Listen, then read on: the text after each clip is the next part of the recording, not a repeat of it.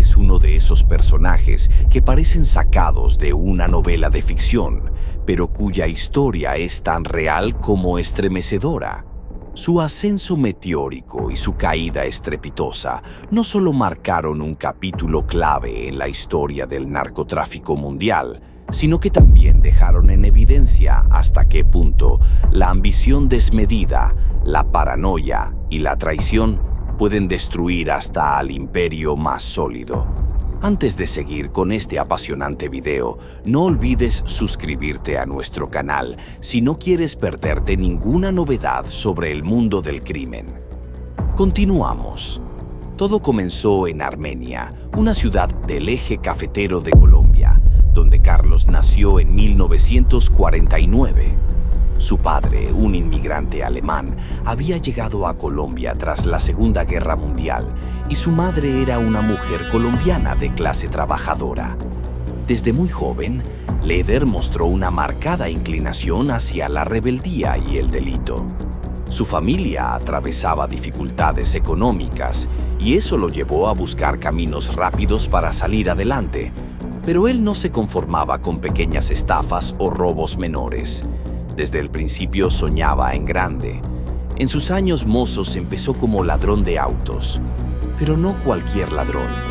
Operaba con una logística casi militar.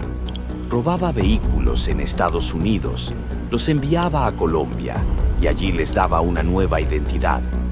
Ese negocio ilícito le permitió amasar un capital inicial y sobre todo aprender cómo funcionaba el contrabando a escala internacional. Era su primer contacto serio con el crimen organizado. Fue durante un tiempo en prisión en Estados Unidos por delitos de tráfico de autos, donde conoció a George Jung, un joven estadounidense que traficaba marihuana y empezaba a explorar las posibilidades de la cocaína. Esa relación fue crucial. Jung no solo se convirtió en su socio, sino también en el puente perfecto entre los productores sudamericanos y los consumidores estadounidenses. La sociedad fue explosiva. Colombia tenía la oferta, Estados Unidos la demanda, y ellos serían los intermediarios que capitalizarían miles de millones de dólares. Pero para Leder, mover cocaína escondida en maletas o vehículos era una pérdida de tiempo. Él pensaba a lo grande, y fue entonces cuando ideó un sistema revolucionario: el transporte aéreo a gran escala. Visualizó una operación logística masiva en la que avionetas salieran cargadas desde Colombia y llegaran sin contratiempos a un punto intermedio antes de internarse en Estados Unidos. Ese punto sería Norman's Cay, una pequeña isla en las Bahamas que pronto se convertiría en el núcleo de su imperio. Leder invirtió millones en la compra de propiedades, la instalación de radares, la construcción de pistas de aterrizaje y la compra de aviones ligeros, principalmente Cessna. Sobornó a las autoridades locales, pagó a pescadores y habitantes para que sirvieran como informantes y contrató a un pequeño ejército privado que patrullaba la isla las 24 horas del día. Norman's Cay se convirtió en una fortaleza impenetrable, una verdadera puerta aérea hacia Estados Unidos. Desde allí, los aviones cargados de cocaína partían rumbo a la Florida, donde distribuidores estadounidenses los esperaban ansiosos. Se calcula que durante su apogeo, el imperio de Leder movía hasta 300 kilos de cocaína por vuelo, generando ganancias multimillonarias. Su riqueza crecía de forma descomunal y le permitió expandir su influencia más allá del narcotráfico. Pero lo que realmente lo diferenciaba del resto de los capos era su obsesión por el poder político. Carlos Leder no quería ser solo un traficante. Soñaba con ser un líder revolucionario. Fundó el Movimiento Latino Nacional, un partido político de ideología antiestadounidense y nacionalista que abogaba por la no extradición de colombianos a Estados Unidos. Utilizó su fortuna para financiar campañas políticas, comprar voluntades e intentar posicionarse como una figura de peso en el panorama político de Colombia. se presentaba como un libertador, como un defensor de la soberanía del país frente a la injerencia extranjera. Si te está gustando el video, haz clic en suscribirse, que es gratis y no tienes excusa. Pero esa exposición mediática fue precisamente su talón de Aquiles.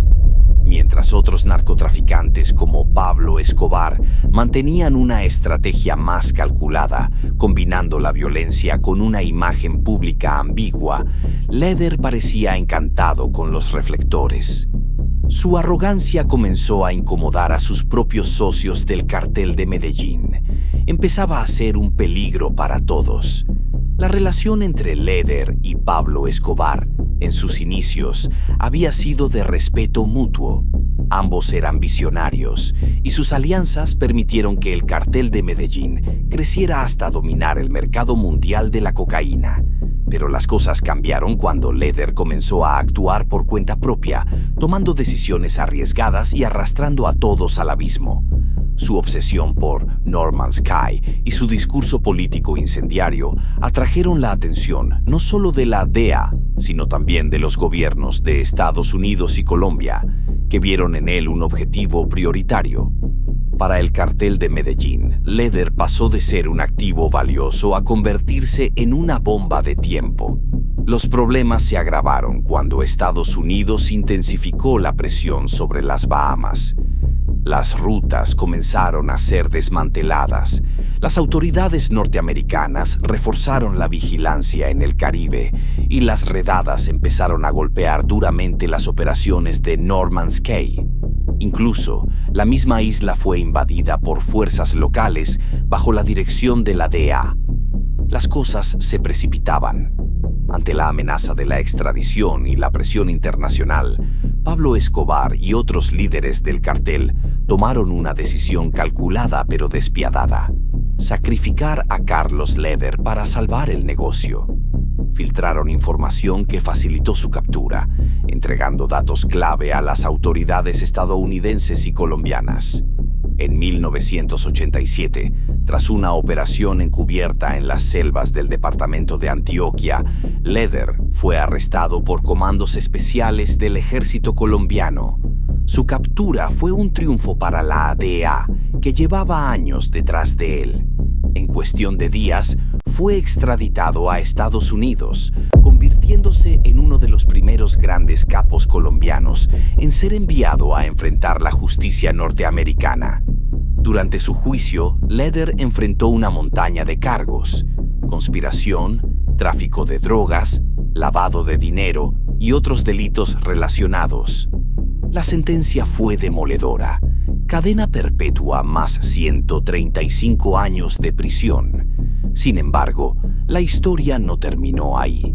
Desesperado, Leder buscó negociar con las autoridades. Testificó en contra de Manuel Noriega, el dictador panameño que también había facilitado las operaciones del narcotráfico en la región. A cambio de su colaboración, su sentencia fue reducida sustancialmente. Pasó más de 3 décadas tras las rejas, la mayoría de ese tiempo en prisiones de máxima seguridad. En 2020, sorpresivamente, fue liberado por motivos humanitarios y deportado a Alemania, el país de su padre, donde se instaló en el anonimato, muy lejos del poder que alguna vez ostentó. La caída de Carlos Leder dejó una lección imborrable en el mundo del crimen organizado. Fue la historia de un hombre que, cegado por la ambición y la búsqueda obsesiva de poder, se convirtió en víctima de sus propios excesos. Traicionado por aquellos que una vez lo consideraron indispensable, terminó sus días como un paria, un fantasma de lo que alguna vez fue. Hoy, su nombre resuena como una advertencia para todos aquellos que creen que el poder es eterno en el mundo del narcotráfico. En este juego, las alianzas son frágiles, la lealtad es efímera y la caída es siempre brutal. Carlos Leder voló demasiado cerca del sol y, como Ícaro, terminó por quemarse las alas. Y así terminamos esta intensa historia sobre la caída de Carlos Leder, una leyenda oscura del narcotráfico que, tras alcanzar la cima, terminó consumido por la ambición, la traición y el peso de sus propias decisiones. Un personaje que demostró que, en este mundo, el poder absoluto siempre tiene fecha de caducidad. Si te gustó este video y quieres conocer más historias impactantes como esta, no olvides apoyarnos con un like, que eso nos ayuda muchísimo para seguir creando contenido de calidad. Suscríbete al canal y activa la campanita de notificaciones para que no te pierdas nuestros próximos episodios, donde seguiremos explorando los secretos, traiciones y caídas de los personajes más temidos y poderosos de la historia del crimen. Y cuéntame en los comentarios, ¿qué opinas de Carlos Leder? ¿Fue un visionario que se pasó de ambicioso o simplemente una víctima más de un juego donde todos terminan traicionados? Estaré leyendo y respondiendo a sus mensajes. Gracias por acompañarnos hasta el final. Nos vemos en el próximo video. Hasta pronto.